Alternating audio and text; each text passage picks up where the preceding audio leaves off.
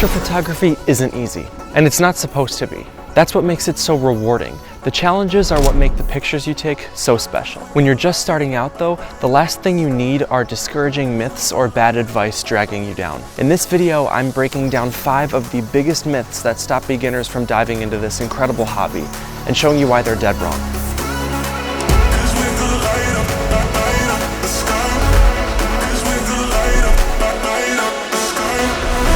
Look, I'm not gonna lie to you and sit here and tell you that astrophotography isn't expensive. It's literally a combination of 2 already expensive hobbies, astronomy and photography. But what I will tell you is that you don't need to spend thousands to get pictures that you're proud of. It all comes down to doing the research. If you make a smart purchase for your situation, you'll find plenty of ways to save, and they'll add up fast. If we're talking about astro cameras, maybe check out some older ZWO models. They'll hold up great. The exact same camera sensor is also often used across multiple brands, often with different price tags attached.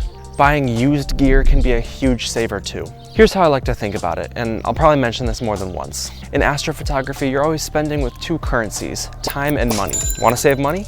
Expect to spend more time doing research, learning techniques, and troubleshooting. And if you want to save time, that's when lots of shiny gear can help, but it comes at a cost. You can choose to purchase a star tracker instead of an automated go-to mount and a hand controller, but expect to spend more time manually searching for your targets and learning the night sky. You could say the same thing when comparing shooting with that star tracker and no tracker at all.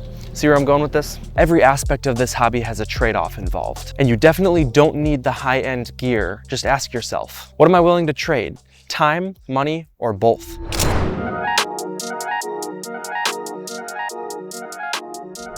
This one hits close to home, literally. I've been shooting deep sky objects under Chicago's light dome for 5 years, so I promise, light pollution adds difficulty, but it doesn't make it impossible. You saw this coming a mile away. We can't talk about light pollution without mentioning filters. Remember the time versus money theory we were talking about? This is the money route. Filters can help cut harsh sky glow and let the good stuff underneath shine through. There are tons of good options, but Optolong is typically the brand that you'll hear about first. I've used their filters in Bortle 9 for 4 years, and they've never let me down.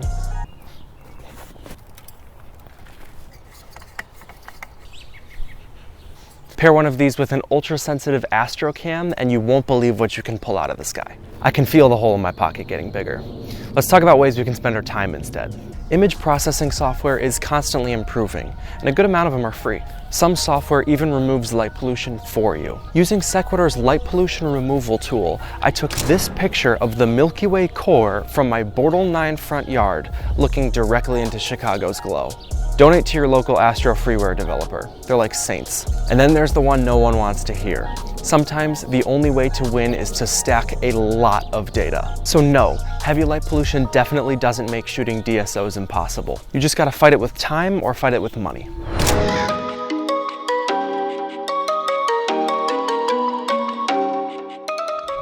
Let's break this one down properly, because I know it's easy to get blindsided with this. When you buy a DSLR or mirrorless camera, it comes with a built-in UV IR cut filter. That filter blocks certain types of light, mainly the stuff that the human eye can't see. It's great for everyday photography, but not so great for astrophotography. The red glow that you see in most emission nebulae comes from hydrogen alpha light, which is produced at 656 nanometers. And that's exactly the kind of light that stock cameras block. Most cameras with this filter lose a huge amount of signal on those targets, sometimes as much as 80%. To fix that, some people mod their cameras. They take out or replace that filter to boost the sensitivity. It works, but there's a catch. You either pay someone hundreds to do it for you, or you try it yourself and possibly risk your camera. And even if it does work out, you're giving up normal color balance, possible autofocus, and general usability. All of these are reasons why I left my Canon SL3 stock. I used it for other types of photography too, so I needed it to function normally. I shot on this camera stock for almost a year, and it almost made me quit in the beginning. I kept hearing people online saying stuff like, you can't shoot anything besides Orion with a stock DSLR. If you're above Bortle 5, it's Astro Cam or nothing. So naturally, I did what any logical person would do. I slapped my narrowband light pollution filter on my unmodified camera in Bortle 9, and I pointed it at the Crescent Nebula. And guess what? It worked.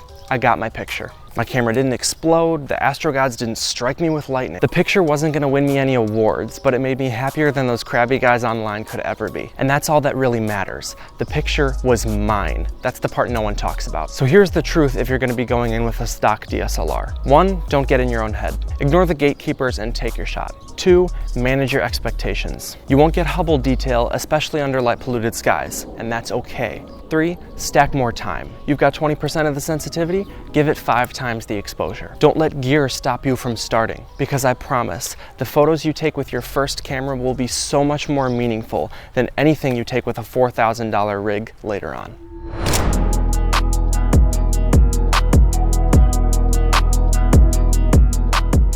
This is less of a lie that people tell others and more of a lie that we tell ourselves. No matter how long you've been doing astrophotography, everyone falls victim to this mindset at some point. It tends to show up when things go wrong, and in astrophotography that's pretty common. You're gonna have nights where you feel like selling your gear and getting into pickleball. You planned for 5 hours on Andromeda, but then you spent 3 of them fixing a polar alignment mistake. And that's when the perfectionism creeps in.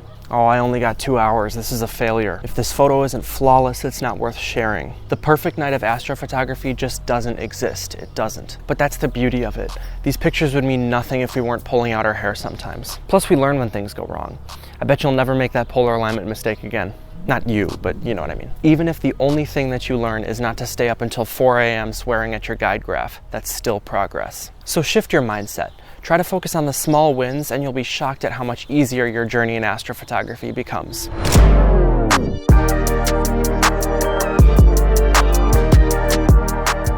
This last one is really important. There's no single right way to get into astrophotography. Different paths work for different people, and yeah, at some point you're gonna need to invest in some gear. You'll hear a lot of people say that the best path is to start with what you have, then upgrade to a star tracker with your camera lens, and eventually work your way up to a full setup. And honestly, that's a great path. It's how a lot of people learn. Astrophotography has a steep learning curve, so dipping your toes in the pool like this gives you time to build your skills one piece at a time. The problem that I had with this path was the money. I was on a pretty tight budget when I was starting out, you know, being 12 and all. So I couldn't afford to keep buying gear as I built up my skills. I needed something that could grow with me. And that's why the idea of easing in doesn't work for everybody. So instead of buying in stages, here's what I did. I studied a lot.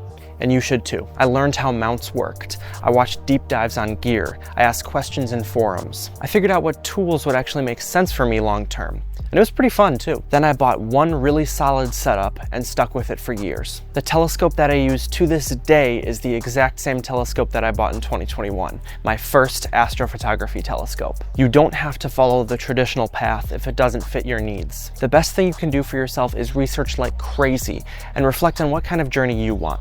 Maybe it's slow and gradual. Maybe you go all in. Either way, I absolutely stand by starting with what you already have. Bring out that 15-year-old DSLR that's been a paperweight for years. Take a picture of the moon through that $40 tabletop telescope. Point your smartphone towards that cool constellation. The #1 way to get better at astrophotography is by just doing it. Don't wait until you have the perfect setup. Use what you have and learn the astrophotography ladder while you shoot. Once you're confident in your chosen route, pull that trigger.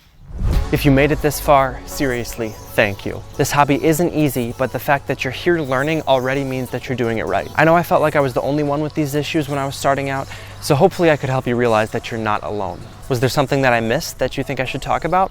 Let me know in the comments. And until next time, clear skies.